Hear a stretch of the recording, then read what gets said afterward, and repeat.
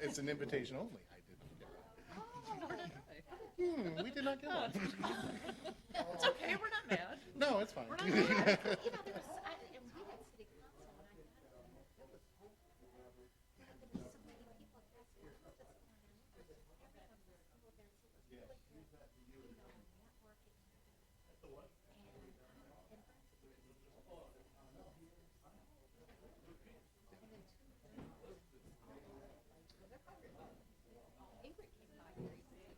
Hi, ladies, come on in.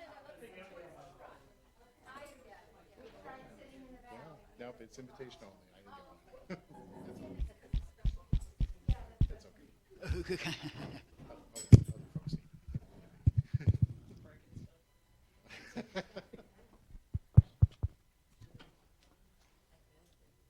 Hey, good to see you again. Okay, I don't know who's kicked it. Thank you. Okay. Now you'll kick it on? Okay. Let me stand. We have a remote. Yeah. Good evening, everybody. Welcome to our Clinton River Trail Connector Town Hall. I would say that I appreciate your time and effort to come into our community. Excuse me, that thing is blaring in my face. Thank you very much for being here. We had an incredible session. Unfortunately, it was a little bit delayed in myself to get here, but what I could tell, there was a lot of passion, a lot of interest, and excitement in regards to what is going on here in the community as relates to not just this project, but just in general. And I just want to say thank you for coming. I would like to also talk about just briefly in regards to my component. Let me back up to, first let me introduce myself, Vern Gustafson, planning manager for the city of Pontiac. And I've been here about 3.5 years, and what we're witnessing right now is just some significant waves of excitement and change. I think from that standpoint, when you look back at plans that I've been working with as relates to planning and development, as future development comes in, back in when we approved our master plan, which was done in 2014, there was some notes in there that I found in some older files that there was some engagement sessions in regards to talking about just in general in regards to planning and development here in the city, and there was quite a bit of enthusiasm and encouragement to take a look at multimodal, non-motorized, whatever you want to call it, to really provide an opportunity for not just the pedestrians, but also bicyclists and also the motorists to really engage within those kind of confines of our road system. And so following that plan in 2016, with help of the county, the city's non-motorized plan was completed. We then completed our Parks and Recreation plan, which did a very good job of explaining of the overall impact and the length of what these trails, by interconnecting them from lake to lake or from Iron Bell heading further to the north. So we're just one piece, small piece, but a critical piece here in the city to provide that connector between the east and west edges of the Clinton River Trail. And it's been kind of interesting as a planner and designer. I follow principles of 5 E's. That being engagement, which we're doing here and which has been done in the past. We start to explore in regards to maybe new options or solutions. We also take a look to expand on what we already have and move it forward. And then we engineer.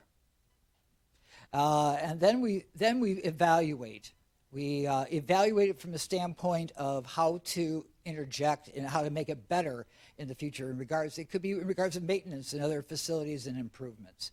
So I think that's something that we're looking forward to hearing your comments tonight.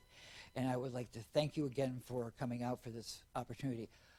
I would like to I'd like to do a little sidebar. I have with me today Vernita Duvall, who is president of the Main Street Pontiac. And for residents, but also business owners and who's ever watching on Facebook or on the cable channel, there's some great opportunities coming down the pike in regards to the programs that they have to offer. And I would like to introduce Vernita Duvall. Thank you, Vern. I appreciate that. And thank you for our listening audience as well as you all who are here today. As Vern said, I represent Main Street Pontiac, and I got all these props, but I'm going to work with them as technology challenged that I am. Our mission, Main Street Pontiac, is a volunteer-led nonprofit organization that is fostering a vibrant, safe, and inclusive historic downtown for current and future generations. We will engage and collaborate, as we're doing now, with our community partners to promote a positive image, support economic development, create an inviting atmosphere, and preserve the historic character of downtown Pontiac through the use of proven strategies of the National Main Street Program. Good to see you, John Bry. And so with that, we typically have our monthly community meetings with hosted by Main Street Pontiac on this Wednesday every month. And so we thought that since our mayor wanted to do this, we wanted to show our unity and just the success of Pontiac by supporting everything that happens with this new administration especially. And so we're here tonight to talk about a couple of things that we would have normally talked about at our Main Street monthly call. And so thank you for all of your support. We love that. And so just a couple of things. We do have grants that are associated with Main Street Pontiac and just in our partnerships in general. And so the one grant that we want to talk about is the Michigan Afflicted Business Relief Grant Program, ABR. The deadline for that is Thursday, March 31st. The website, if you're writing it down and you can possibly apply and be a candidate for this grant, is www.michigan.gov/ABR. There's also the Spirit of Main Street micro grant, downtown only. It's up to $2,500 and the deadline is April 1st. That website link is mainstreetpontiac.org, grant programs, the Spirit of Main Street. The next one is the Main Street's Inclusive Backing Grants. Deadline is March 24th, up to $5,000 downtown businesses and underrepresented groups. And the last one that we want to speak to today is the Citizens Bank Small Business Champion Grants. Deadline is March 17th. Tomorrow. At 5 p.m., up to $10,000. And that's at citizens.businesschampion2022.dga.com. So I thank you for this opportunity. Thank you, Samino, Abdul, Vern, and Kristen. Thank you so much for this opportunity. We look forward to seeing you next month at the monthly community meeting for downtown Main Street. And our website is www.mainstreetpontiac.org. Thank you.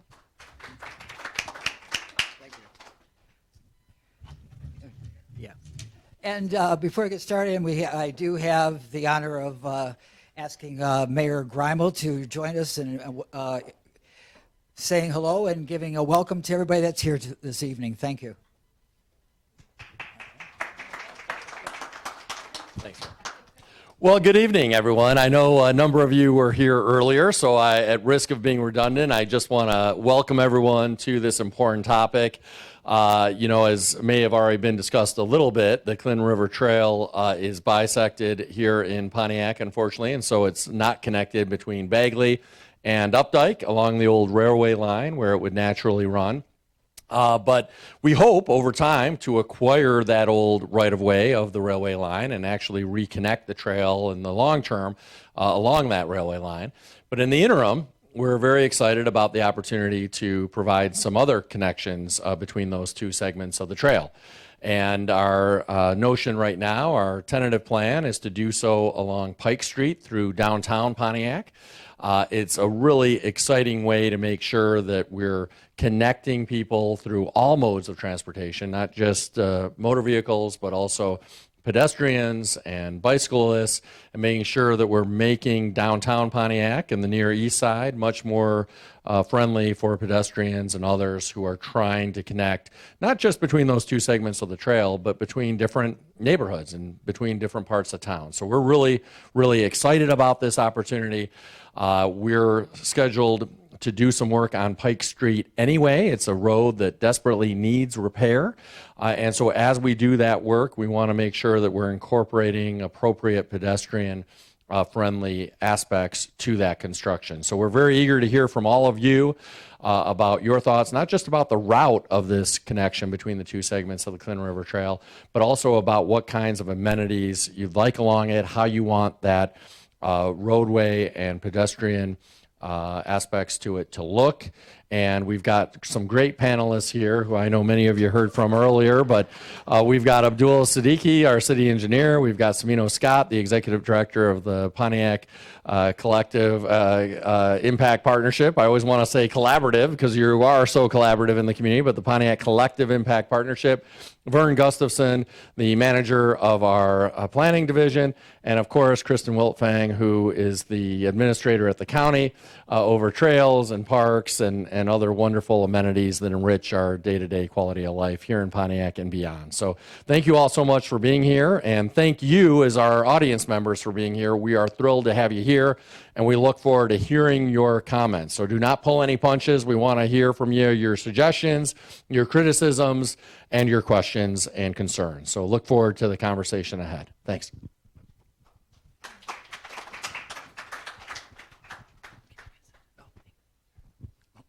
Good evening, everyone. Hello, good evening. My name is Samino Scott, Executive Director of the Pontiac Collective Impact Partnership. I'm honored to collaborate with Mayor Greimel and the City Council representatives, as well as the folks on the panel today. Today, I'm just going to give you a little background about the Clinton River Trail for those of you that aren't familiar with the trail system in Pontiac. So the trail system in Pontiac really, it's got its origin from the railroad tracks that have traversed through the city of Pontiac since 1879 and really were decommissioned back in, I believe, 1992. Now, the Clinton River Trail in and of itself is a 16-mile trail that extends throughout Oakland County that goes through the cities of Auburn Hills, Rochester, Rochester Hills, Sylvan Lake, as well as the city of Pontiac. And it is a part of the Great Lake-to-Lake Trail System that extends from Port Huron to South Haven. But when it gets into Pontiac, it stops. And I'm going to tell you, you'll hear a lot about that today. But also, it's important that we acknowledge the past, the people that have been a part of this movement for the last decade or more. So I want to make sure that we acknowledge the Friends of the Clinton River Trail, the city of Pontiac, Oakland County government for their consistent efforts to make sure that the Clinton River Trail is revived and is really a robust experience for Pontiac residents. So let's give them a round of applause, please. They've participated in experiences that help map this trail, help design and coordinate the efforts between all those that have been involved. But now is perhaps the most important time, and that is the time to hear your voice, the community's voice, and what, as Mayor Grimo indicated, what the connectors to the trail should look like. All right. So this is the Clinton River Trail. You'll see the red line represents the trail. The map that you see, the colorful map, is the city of Pontiac. So you see it comes into Pontiac right at Bodette Park, and it ends there and picks up again on Updike, going into Auburn Hills. And many of us have used that trail, have driven our cars to Updike, got out of our cars and went right into Auburn Hills and Rochester Hills for many years. And for good reason, because it's a beautiful trail. How many of you, by show of hands, have had a chance to get on the Clinton River Trail? Awesome. Awesome. I'm glad to see so many of you have, and we want our residents to have that same experience. These are pictures of the Clinton River Trail just maybe 10 minutes away in Auburn Hills. You can see the trail. It goes through neighborhoods. It goes around businesses. You can see it crosses an intersection there, but it is a beautiful recreational experience for Auburn Hills residents, and for many years, Pontiac residents have used the same beautiful trail. And these are some additional pictures. And I found these pictures, by the way, on Auburn Hills City Government website. So you can see how they are promoting the trail to really promote their community. And I've had an opportunity to also look at the Joe Louis Greenway as an example. And I've seen property that was advertised in those areas. And guess what they talk about? The trail system. So it not only provides opportunity for recreation, it also increases the property value of those homes and businesses that the trail really goes around.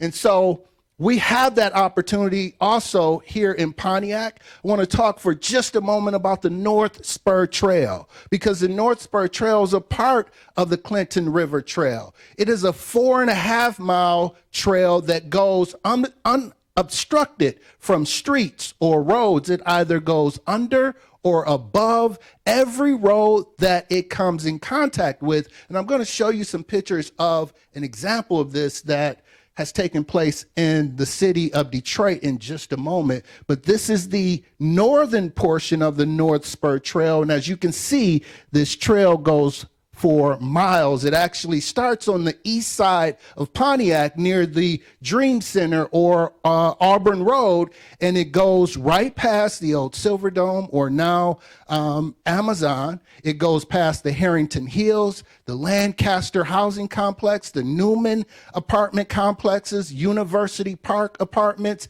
It goes to the Ewalt Center, Galloway Lake, also goes to J.C. Park. It goes past Pontiac Northern, the middle school. So you can begin to see how these trails can be pathways to get you from to and from school, businesses, recreational facilities. And that's what we want. And that's what we deserve here in Pontiac, right?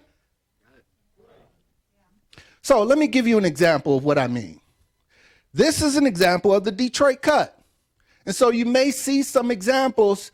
This is an old railroad line. If I go back, you can see where the tracks used to be. You can see it goes under, that's University and Updike.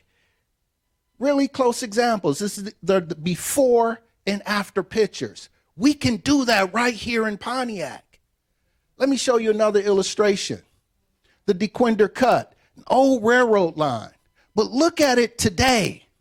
Right? It's safe. It has lights. It has you. If you look closely enough, you'll see the blue light system that goes along this trail where folks will have an opportunity at any time to contact the local police. It's well lit, but you'll see families of all ethnic races and backgrounds utilizing this trail in Pontiac or in Detroit, and we can do the same right here in Pontiac, and we deserve to have this opportunity. So the future of Pontiac trails, it's up to us. And the time to have your voice heard is right now. So I just want to take an opportunity to thank you for coming out and giving us the opportunity to share some information with you about where we were, where we are today, and where we'd like to take our trails in the future. So you'll hear a lot more details about that in just a moment. So I'll pass the microphone over to Kristen. Thank you very much. Thank you, Dr. Scott. I am Kristen Miltfing. I am with Oakland County in the Economic Development Department. And I just want to know who my walkers are in the room. Who likes to walk out on the trails? Excellent. Who are my bikers? Excellent. Anybody have a four-wheeler that they use out on the trails? Okay, good, because we didn't have any this morning either. And you shouldn't be out there because these are non-motorized trails, but we know that there's a few folks out there using them. But I want to, I guess, transition a little bit from the trailway system and talk about some of our neighborhood streets, some of our neighborhood sidewalks, and how that connectivity can tie into the trailway system. So Vern mentioned earlier the Complete Streets Plan. And I just wanted to share some of the feedback that we have received during the public input from those meetings. But it really is a matter of life and death in the city of Pontiac. The city has twice the state's average for crashes between cars and pedestrians and cars and bicyclists. Twice the state's average. So we can't allow that to happen anymore. We need to make our streets safer for everybody, for motorists, for pedestrians, for bicyclists, and folks waiting for the bus too. We need to make those dignified places and the bus stops improved as well. So we want to make sure that our roads are multimodal, that if you're walking, if you're biking, if you're on a scooter, if you're in a wheelchair, you can get from place to place and destination to destination safely. I don't know if you could see the pictures along the bottom, but we worked with Oakland University. They did a sidewalk analysis and a sidewalk study in the city here. On the right-hand side, that's a water main shutoff valve, but that's right in the middle of the sidewalk. If you trip on that thing, you're probably going to end up on the ground, but these are found all over the city. The photo in the center, that's in the wintertime. That's a pedestrian crossing and also a bus stop. It's got just as much snow underneath the sign as probably up to my shoulders. So again, these need to be dignified places if we want people to be walking and biking and riding the bus.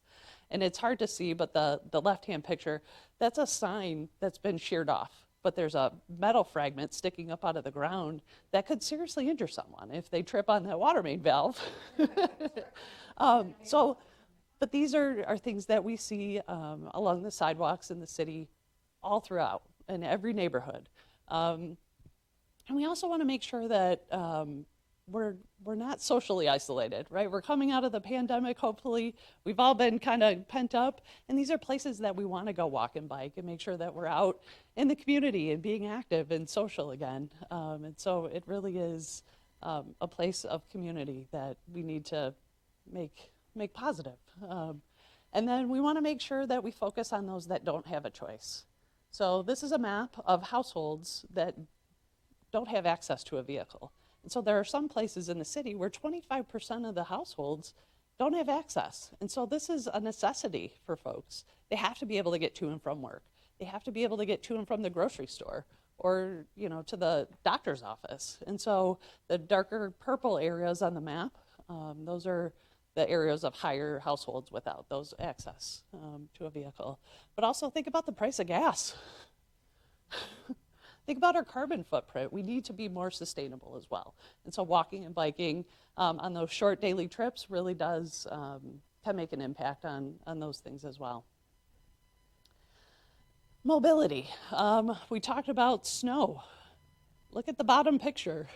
Have you seen anyone walking in the street because the sidewalks are not shoveled? All the time. These are just simple, basic necessities that we need so that people have a safe place to be. And that's something that we heard consistently throughout the public meetings.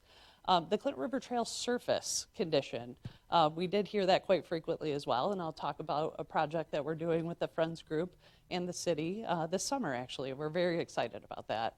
And then folks were saying that the roads were in bad condition. So again, Pike Street is an excellent opportunity to make those improvements to the street, but also make enhancements to those walking and biking facilities alongside of it. Personal safety, right? So street lighting is something that we continuously heard about this morning, but the city has made some improvements along the way to make it safer for walking in the evening. Stray dogs was another thing, so I don't know if folks have encountered that in the neighborhoods, but that was pretty frequent. And then overgrown vegetation. Oh, it's everywhere. The trees just keep growing. Does anybody know where this picture is? It's right here in the city of Pontiac, right along South Boulevard. It's right by the railroad tracks. You can see the railroad sign on the left-hand side of the picture. And with the help of the Friends Group and Richard, who's standing over there, he's the gentleman in the picture. This is our after picture. And so there's a 5-foot sidewalk under there. And who do you see in the background? People just walking down the road or walking down the sidewalk safely now because they have a good place to be. So again, just these little improvement projects in our neighborhoods can go a long way. And Dr. Scott failed to mention, I don't want to put you on the spot, but there's a week-long cleanup event being planned in the city at the end of April. So I'll give him an opportunity to mention that a little bit later. But we hope that you'll be able to find some projects within your neighborhoods and join in that cleanup event as well. Okay, we want to make sure that we're tying in with our housing developments, working with the faith-based community and our local businesses. We could use these trails to get to and from our downtowns and have folks, go to our local businesses and restaurants. This photo is from the Pontiac Fit Fest, which is over by the Mill Dam at Bodette Park, where we gave away hundreds of bikes to children, and also helmets and bike locks. But there's an educational component that we need to teach our kids as well, so that they know how to walk and bike safely in the city. And then again, the one on the bottom, complete the Clinton River Trail. The mayor mentioned that earlier. There's a little bit of a gap where the railroad was never purchased. So I just want to give you a quick overview. I know Dr. Scott mentioned it earlier, but it's a 16-mile former railroad that goes from Rochester all the way to Sylvan Lake. The picture in the upper left-hand corner is at the entrance of Bodette Park. So there's a small little parking lot there. And then the group in the bottom is actually at a restaurant in downtown Pontiac. They're a group of riders that were riding through town and stopped and were using the trail. And then we mentioned the North Spur, which is that dashed blue line. And please know that the North Spur, we can call it anything. It's just something we've been calling it over the years, but it really has no historic significance. So it could be like the Joe Louis Greenway. We could name it after a significant person that was important to the city of Pontiac. So keep that in mind as well. So again, just a few of the photos. There's a very tall bridge that goes up and over the Clinton River. That would be part of this project as well. So just a little bit of railroad history. That blue line is the active Canadian National that is currently running right there by the Transportation Center. It runs parallel with Woodward Avenue for the most of its route through Pontiac. This light blue line is actually the Clinton River Trail, but the dash line is the portion that was never purchased. So that's why we have a big gap. And most of that dash line has been parceled up, sold off, and built on. So it's a little bit more challenging to make that connection on that route. And then if anyone's familiar with the Pollyant Trail that goes through Oxford and Addison Township up to the north, this is where that railroad track actually starts. So it's right here in the city of Pontiac. But we could make that connection in the future. The red line is the old Beltline Railroad, which is also the dashed part is the North Spur. So that's the piece that we can make the connection with to the high school, the middle school, Galloway Lake Park. But that's the problem that we have. So Dr. Scott mentioned the railroad divested and abandoned the railroad corridor in 1998. The city purchased it in 2002. The city actually owns the property. They're responsible for maintaining it. And they have a memorandum of understanding with the other 4 communities that the trail passes through. There's a downtown spur that was improved, the North Spur. We did a walk and talk to look at various options back in 2009. So it's been quite the process to identify a route. The big bridge that goes up over Telegraph, that was completed in 2011. The city received a grant in 2013 to purchase the North Spur. They did not complete that until 2017. It took 4 years to buy that property. And then the resurfacing project, I'll mention that in just a moment, but that'll be happening this summer. So we're very excited about that. And then what we're here to talk about with you tonight is this crosstown connector greenway system that will link the trails with the neighborhoods in the downtown. This is the Great Lake to Lake Trail. Lake Michigan is on your left. Lake Huron is on your right. The city of Pontiac is right there. How cool is that? So downtown could be a trail town. Yes. Yep, so there is actually a ride this summer. It's called the Michigander, and they're going to be riding this entire route in July.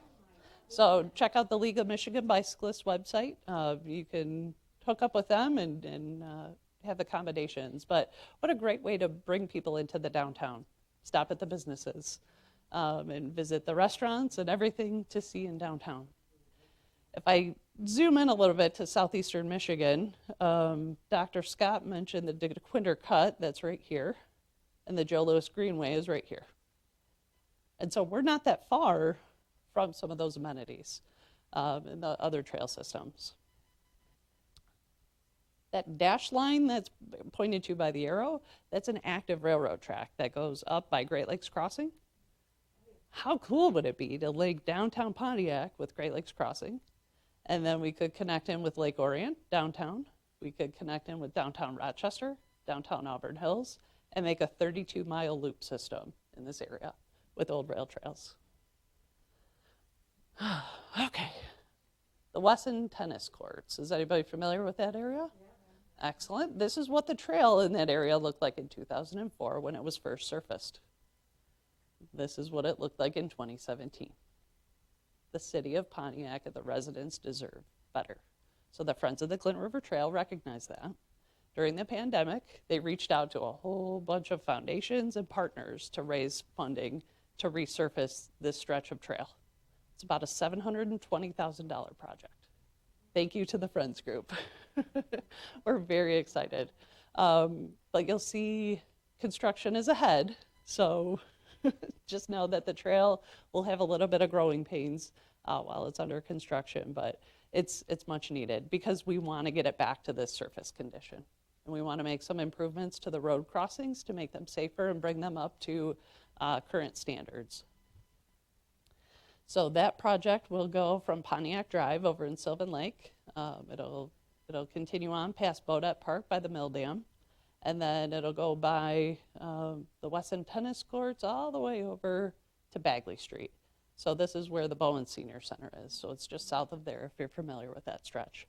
It's about 1.75 miles, and we're very excited to have that construction taking place. And thank you to the city for all of your help to get that project moving forward, and the Friends Group for your support and fundraising efforts.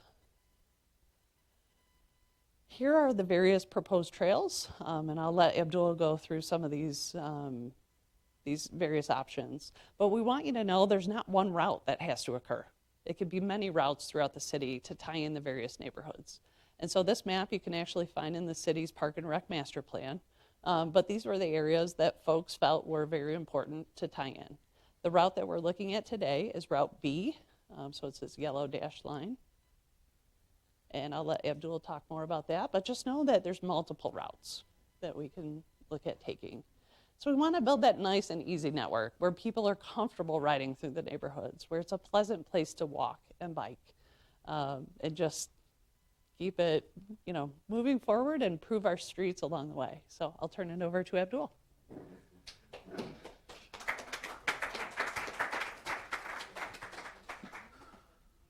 Turn on, huh?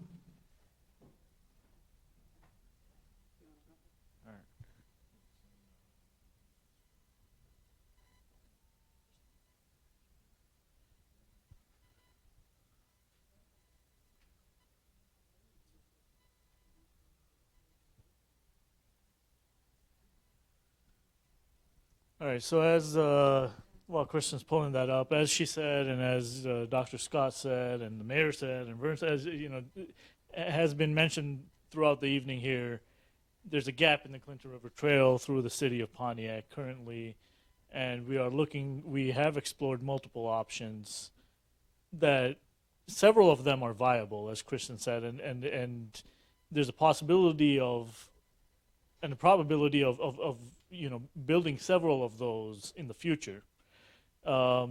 Currently, we are recommending moving forward in the short term. Oh, nice.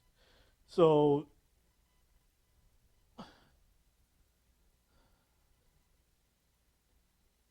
several of these routes are shown here. Right now, we're recommending moving forward on alternate one, which is along Pike Street, and then up Eastway, and then down the North Spur Trail. So the red line and the dashed, or the blue and white dash line as well. So that will complete the gap in the trail, and really, I think we're pursuing that right now because we have all the land in our possession currently. It's a project that we just have to design, and we can get moving on, on construction as soon as the design is complete and the funding is secured, right? It connects the downtown. It takes trail users through the downtown, makes downtown a destination, right? It connects the neighborhoods to the downtown. Pike Street obviously needs reconstruction, so it also takes advantage of that project. And then it takes advantage also of the Woodward Loop conversion project that MDOT is going to be doing, and there's some exhibits in the back for MDOT's project as well, if anyone's interested in learning more there. And so that project's going to happen in 2025, and so if we want to do this Pike Street project, we have to start it right now, and coordinate our design with MDOT's design. So that's why we're here, to get your feedback on this route as well as the other routes, and just confirm that this is what we want to go forward with, right? It connects. It's more family friendly. Pike Street is a low volume road compared to, say, MLK or South Boulevard, as you can see on here as well. So most families will feel more comfortable letting their children ride along there. Maybe go, take the trip through the neighborhood to the library. It's all going to be connected that way, right? There are other routes we explored as well. There's South Boulevard, which is something actually probably also imminent, maybe not in the next couple of years, but maybe 3, 4, 5 years out. And that route is going to be more focused on the employment centers. So UWM is there, Williams International is there, Mahindra, and some other businesses are in that area. And so really that route would be focused. It would be along the street. There is a high traffic volumes there, but I think if it's aimed at commuters, that's something that will be beneficial to the city as well. It'll make it an attractive place to work, right? Then we're looking at, I think the more logical route, or the most logical route, was along the existing railroad bed, which is Route 5, alternate 5 there. As Dr. Samino highlighted and Kristen highlighted, that was a railroad right-of-way that was never purchased, and to make that connection in the trail. And so we are going to pursue acquisition of those properties, but it's going to take time. It's not something that we can do immediately or in the next few years. It's maybe more of a 7, 8, maybe even a decade out project. There's multiple different owners that we would have to work with to secure that property. There's environmental cleanup that would have to happen. So it's a longer term endeavor there. Another route we looked at is Mlk Boulevard, so coming down MLK from Pike Street. That is also viable. It connects to Murphy Park. However, there is, it's a higher traffic route, right? And so it's probably not as suitable for families. But again, it's something that, as the funding allows, we could implement something maybe more informal or something in the future, just to make that connection.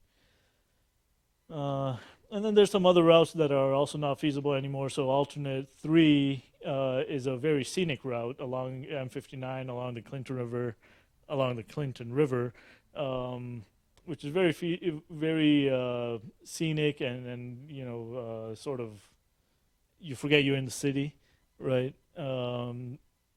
But again, there's a lot of right-of-way acquisition issues along that route. And then there is alternate 4 is Orchard Lake and Judson Spur, which is actually in place right now. There's a wider sidewalk along that area right now, but it just doesn't make the complete connection, and it really doesn't go through downtown. It provides a connection to downtown, but it's not through the heart of downtown. So that's we have all of these routes also exhibited in the back there with the advantages and disadvantages. So stop by afterwards and let's chat about them, and you guys give your feedback on those. I'll turn it over to Jill Hayes from Alfred Benish and Company, who is one of our engineering consultants, and she'll talk about the different types of bike facilities, non-motorized facilities that are available out there and that we could possibly implement on any one of these routes, which again we're recommending alternate 1. Thank you. Let's start with on. That's okay. I can't remember what I started with earlier, but I think an interesting thing, just as you were talking about these routes and the trail and the great history that was talked about, is a lot of these trails are not on the roadway. And so the big challenge with this route is how do you tap into the benefit of bringing people through Pontiac while creating a space that makes them feel safe and that makes them feel comfortable. What we really want to design with this trail improvement is a facility that can really serve all ages and abilities. And so that there are a number of opportunities on how you design a street to make it safe for pedestrians and bicycles. I'm going to review some. We've got some on boards with pros and cons, but I want you to understand that these are just a single photo example. There are a lot of variations, a lot of different things you can do. And what's really about is how do we create a street shared And how do we make that work for the community that wants to use it? Because what works here might be different than what works in Detroit or works in Portland or works in Chicago. And that's still why we're one of the reasons we're here, and one of the things I'm really hoping that you'll provide feedback on is what types of facilities will make you feel safe, because we want this to be a great connector to a fantastic trail, but also a local amenity to get to school or downtown or wherever, the library. So these are some examples of on-street facilities. So we've got some on-street and some off-street facilities that I'll talk through. The top one is an on-street cycle track is how it's referred. That's a two-way facility that's protected and fully separated from vehicular traffic. And so here you'll see bollards that are separating that. They can be landscape medians. They can be a full curb separation. But that's kind of your maximum protection, creating a bicycle facility. It offers great separation of all the different mode types, which is a great safety feature and comfort feature. It does have some additional costs with it, though, and quite a bit of additional maintenance. So those bollards and specifically can be a maintenance concern. And then you also need specialized equipment at the intersections because they go through the intersection with traffic. And then you get to protected bike lane. Can be a little easier on a roadway because you have the lane of the bicycle is going consistent with the lane of traffic next to it. So it can be a little less confusing or burden at the intersection, but you have also the trail is broken and you have a more narrow trail, which again, that's a pretty comfortable facility, but I'm still not sure if it's a busy road if I'm going to bike that with my 5-year-old. And so, that's just where it's a little less comfortable than maybe an off-street facility. And then you get to the unprotected bike lane. This is a great application for certain settings, and but it works better on a lower or medium volume road, and it's something that also it provides a facility, a visual reminder to drivers that there will be bikes on the road, but it is a lower comfort level, and I know a lot of people don't feel as comfortable driving through that. It's also dependent on maintaining that pavement marking to have that visual reminder. And that, can be a maintenance concern, as we all know, as every winter that goes by, the pavement markings get harder to see. So you've got that. And then the bottom is, kind of what I consider the basic, if you don't have a lot of extra space or, but you want to create a space for bicycles and really remind people that the road is being shared, then this is the shared street lane.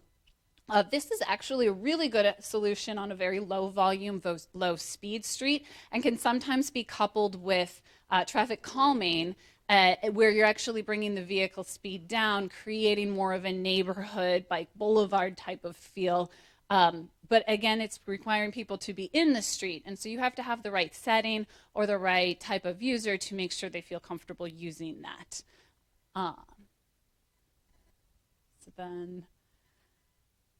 And sometimes that's just not the case. You don't want people. If you want a full separation between vehicles and bicyclists, then you have off-street facilities. And they can, again, have a lot of different variations, a lot of different names. And so I hope you'll come and chat with us afterward, because, again, you can call these by a different name. They can look very different. I have some other examples of how they look.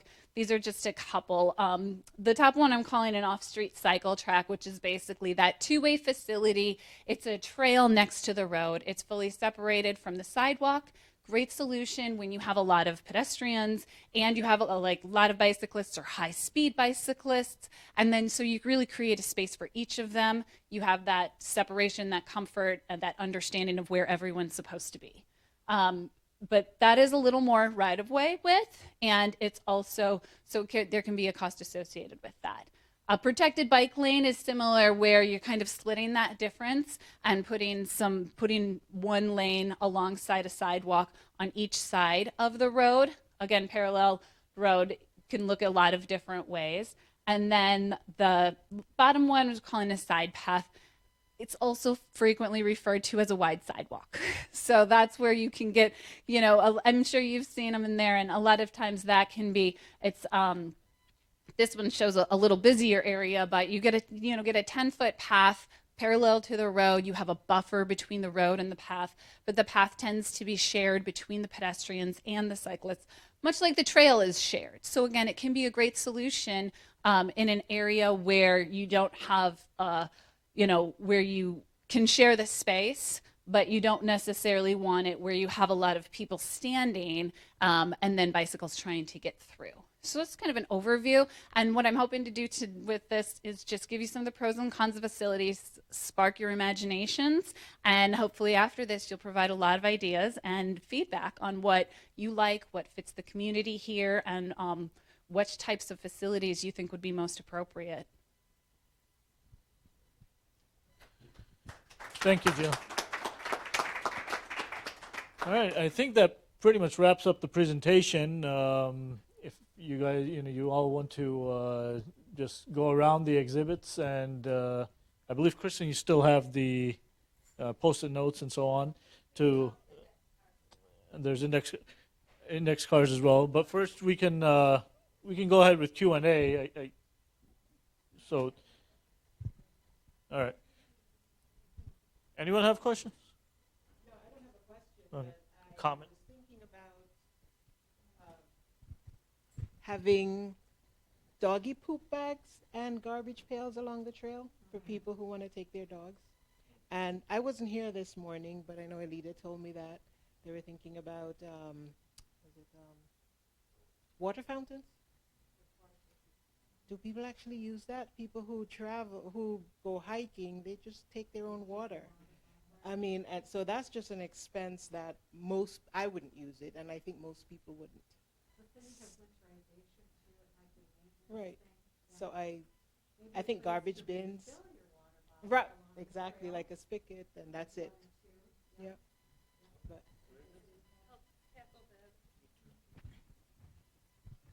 So we actually have a great example. It's called the Hydration Station. It's over in Auburn Hills by Adams Road, and it was installed by one of the local developers as part of the community benefit program for Auburn Hills.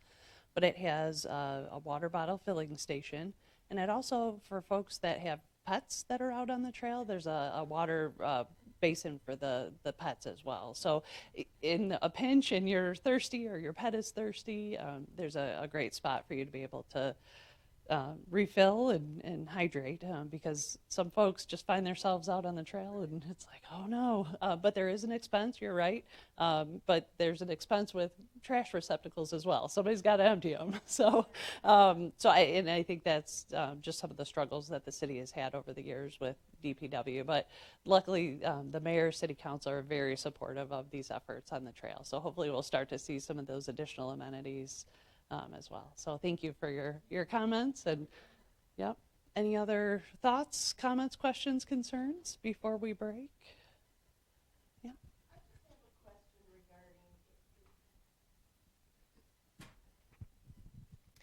I actually have a question regarding what was happening up on Pike Street. Now I know that's not really part of your thing, and I think MDOT did that, and I like the idea of it, but I know that it became a big deal.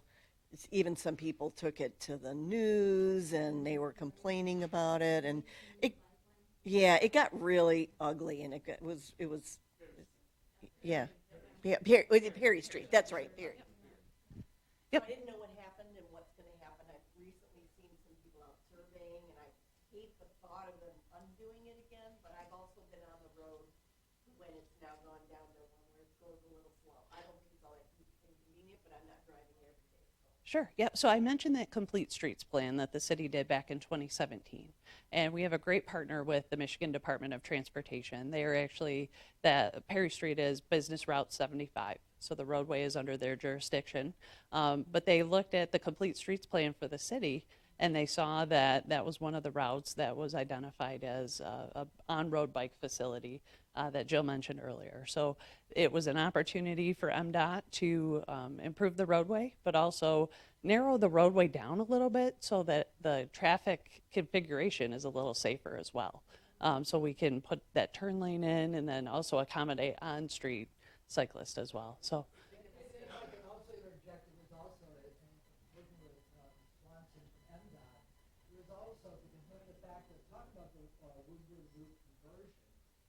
That is part of it. In other words, that was needed for that improvement to occurring on the fact that we, in a couple of years, several years, that we will have that conversion that was part of that plan.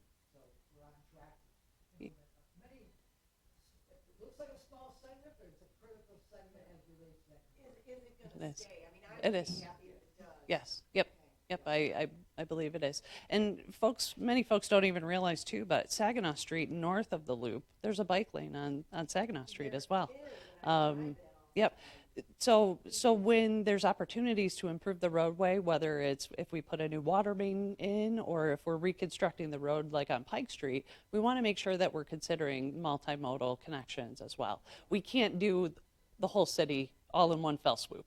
But if we can put it in pieces and make those connections to the larger network, Perry Street is the perfect multimodal street. It's got a bus route. There's a great grocery store at the north end up on Mlk Boulevard. You've got downtown. Yeah, yep. So I know that it looks like we're doing this in pieces and fragments, but when you look at the big picture, the maps in the back, you can really start to see the whole network knit together. So. I'm happy to know that it's going to stay. And when I saw them working on it, I thought, well, if they undo it, I hope at least they don't undo the Saginaw one because I drive that a lot. It's a much quieter route, and I do see people on bikes. Yeah. So Yep. I'm glad to hear Yep. both of them. So when we talk about Pike Street, we almost envision something, similar. We don't know what that on-road facility will look like, if it's a two-way cycle track or the bike lanes, but that's when we talk about Pike Street, it would be something. We'll have another meeting. We'll have another meeting in April, specifically on Route 1. If we again don't get much negative feedback on that route, so we'll proceed with developing concepts on that route and then present those to the public here again and get your feedback on that. Do you want on street? Do you want off street? What amenities would you like? Some trash receptacles. Maybe some water fountains. Maybe not. And so those are the sort of discussions we'll have in April. So, any more questions? Yes. I know that I came in here earlier, and I remember I asked the question about the dumping, and I really like the answer that you gave it. Because I was walking with my granddaughter, and I remember coming across a large truck, and these two guys were dumping, a lot. And we just looked at them, and one guy started approaching us. We turned around and walked away. But you had an idea, or you gave a really good answer to that to help stop the dumping. And I was wondering if you could repeat that.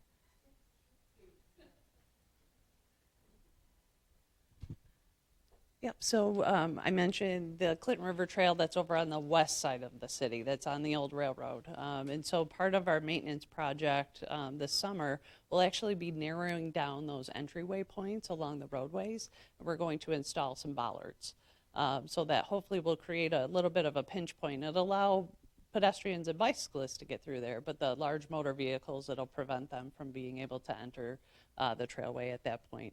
The center bollard will actually be a locking mechanism, so we can actually remove it if we have to do maintenance, if a tree falls down and we have to get a crew back in there. It'll still be available, but it won't be just an open trailway surface as well. So thank you for bringing that up. I did forget about that. It is a significant improvement. That'll be a little bit of a change for the trail. So, but yes, I mean, we want these to be pristine. It follows the river. This is where our drinking water comes from. This is where, there's nature, and we want to make it nice and pristine and make sure that we're preventing those undesirable activities. Very good. Any more questions, comments? Yes. I know that there's also been a lot of talk. Sorry, this is a broadcast on Facebook. So.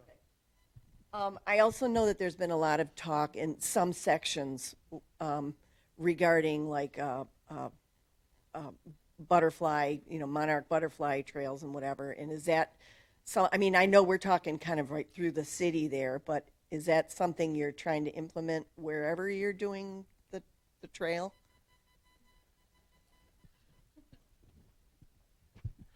So because a lot of the Clinton River Trail follows the old railroad bed, you'll see a lot of invasive species that should not be there.